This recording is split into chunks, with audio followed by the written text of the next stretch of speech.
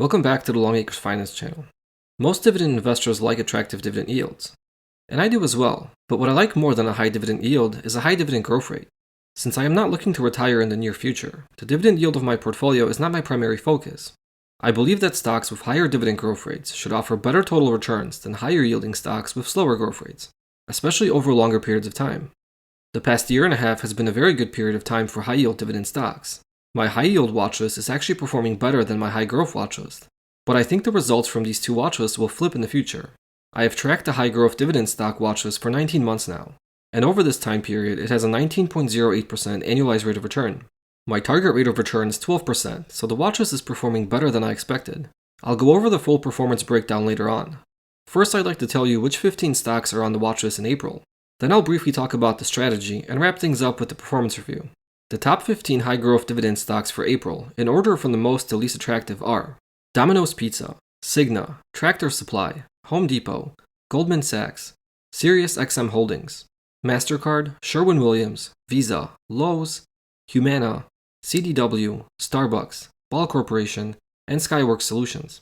The average dividend yield for the 15 selected stocks in April is 1.39%, and all but one of them appear to be potentially undervalued right now. The best dividend yield this month comes from Home Depot at 2.46%. All 15 stocks have a strong 5-year dividend growth rate, with the average being 29.56%. Cigna has grown its dividend the fastest during this period of time, at an astounding rate of 151.19% per year. Let's take a closer look at each stock now. First up this month we have Domino's Pizza with a 1.08% dividend yield. It looks to be about 22% undervalued right now. Domino's lost 5.56% last month, and now has 3 consecutive months of negative performance, shedding almost 30% this year. As a result, the valuation is starting to look attractive again, and the stock pops back onto the watchlist after a 5-month break. Next we have Cigna with a 1.82% dividend yield. Dividend yield theory suggests the stock is about 80% undervalued right now. However, this is not accurate the moment you look at Cigna's dividend history. The company used to pay one annual dividend of just 4 cents per share since 2008. Then in 2021, they switched back to a quarterly dividend payment and increased that payment to $1 per share. So going from 4 cents per year to $4 per year is quite a jump.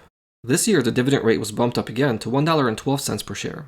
If we take a look at the historical dividend yield, for the longest time, Cigna's yield was 0.02%, and in 2021 it started climbing very quickly to today's level. Dividend yield theory will not be an effective valuation measure for this stock, at least not for the next several years. The company does appear to be fundamentally sound, and the current dividend yield does look appealing on the watchlist. Cigna returned 1.26% last month and is up 4.86% this year. Up next we have Tractor Supply with a 1.58% dividend yield. The stock appears to be about 21% undervalued right now. Tractor Supply was the best performing stock on the watchlist last month with a 14.51% gain. The company is also now the third best watchlist stock with a total return of 67.13% over the past 14 months. But even after the strong return in March, shares are still down 1.77% this year. Up next we have Home Depot with a 2.46% dividend yield. The stock appears to be about 16% undervalued right now. Home Depot fell 4.66% in March, and now has 3 consecutive months of negative returns. The stock is down 27.44% this year, and the current valuation is looking pretty attractive. Up next we have Goldman Sachs with a 2.38% dividend yield. The stock appears to be about 29% undervalued right now. Goldman fell 2.69% in March, and is down 13.18% this year. Buying stocks as they continue to fall is not easy, but I prefer to dollar cost average my way in, rather than trying to time the bottom. Up next we have SiriusXM Holdings with a 1.32% dividend yield. The stock appears to be about 38% undervalued right now. Sirius is a new stock appearing for the very first time on this watchlist. The stock added a solid 7.47% in March and is up 8.73% this year. The company has a short but strong history of dividend growth, averaging 45.8% year-over-year growth during the last 5 years. They also paid a special dividend earlier this year of 25 cents per share. The payout ratio remains low at about 20%, and top and bottom line growth has been pretty strong for the business over the past 5 years. Up next we have MasterCard with a 0.54% dividend yield. The stock appears to be about 7% undervalued right now. MasterCard lost 0.95% in March, and slides down into red territory on the year with a total return of minus 0.41% in Q1. Up next we have Sherwin-Williams with a 0.95% dividend yield. The stock appears to be about 19% undervalued right now. Sherwin lost 5.13% last month, and now has 3 consecutive months of negative returns, with a year-to-date return of minus 28.96%. Up next we have Visa with a 0.67% dividend yield. The stock appears to be about 12% undervalued right now. Visa returned a positive 2.61% in March, and as a result is now up 2.51% on the year. Up next we have Lowe's with a 1.53% dividend yield. The stock appears to be fairly valued at the moment. Lowe's lost 8.54% last month and is down 21.51% this year. It returns to the watch list after the most recent dip. Up next we have Humana with a 0.72% dividend yield. The stock appears to be about 10% undervalued right now. Humana added a modest return of 0.38% in March, but remains down 6.02% this year. Up next we have CDW with a 1.12% dividend yield. The stock appears to be about 10% undervalued right now. CDW added 3.73% in March, but remains down 12.39% this year. Up next we have Starbucks with a 2.15% dividend yield. The stock appears to be about 14% undervalued right now. Starbucks lost 0.89% in March and is down 21.83% this year. Up next we have Ball Corporation with a 0.87% dividend yield. The stock appears to be about 7% undervalued right now. Ball Corporation added 0.29% in March, but is still down 6.3% this year. And finally we have Skyworks Solutions with a 1.64% dividend yield. The stock appears to be about 13% undervalued right now. Skyworks shed 3.54% last month and is down 13.74% this year.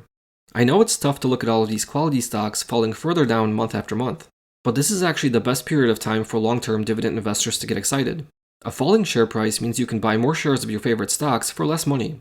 For me, it also means that I don't have to skip over the top-ranked stocks on my watch list, because they don't present an attractive opportunity. This month when I ran my stock screener, it produced a list of 148 stocks. I then ranked all of them, first based on quality and next based on valuation. And I sorted the list to show me the best combination of both. So I am not looking at the highest quality businesses, nor am I looking for the cheapest stocks. I instead look for stocks that rank well in both these metrics. Once I have all the stocks for the current month sorted in order of attractiveness, I compute an expected rate of return for the next 5 years. This is a combination of dividend yield, a return to fair value based on dividend yield theory, and the long-term forecasted earnings growth. To come up with the list of the top 15 stocks, I select the 15 highest ranked stocks that are forecasted to return at least 12% per year over the next 5 years. My return forecast is just an assumption, and there is no guarantee it'll pan out. But this system of looking for quality and value that is poised to offer above average returns has worked well for me. Over the past 19 months, the watch has generated 19.08% annualized rate of return, giving me a 7% cushion above my target. This rate of return is better than that of VIG, Vanguard's dividend appreciation ETF, that has an annualized rate of return of 16.89%. The watch list, however, is not performing better than SPY, the S&P 500 ETF, that has an annualized rate of return of 19.38%. The gap is very small, and over the past 19 months, the watch list has both moved ahead of SPY and fallen behind. Beating SPY or VIG is not my primary objective. My goal is simple. I want to have a 12% annualized rate of return over a long period of time. I also want to build a passive dividend income stream that will grow quickly. That is why I focus more on dividend growth than dividend yield.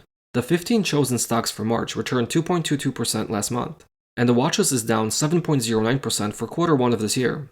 The best return last month came from Tractor Supply that rocked a cool 14.51% gain. Texas Instruments also performed well with a 7.94% return.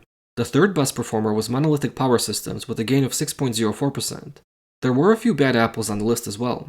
Sherwin-Williams was the worst pick with a loss of 5.13%.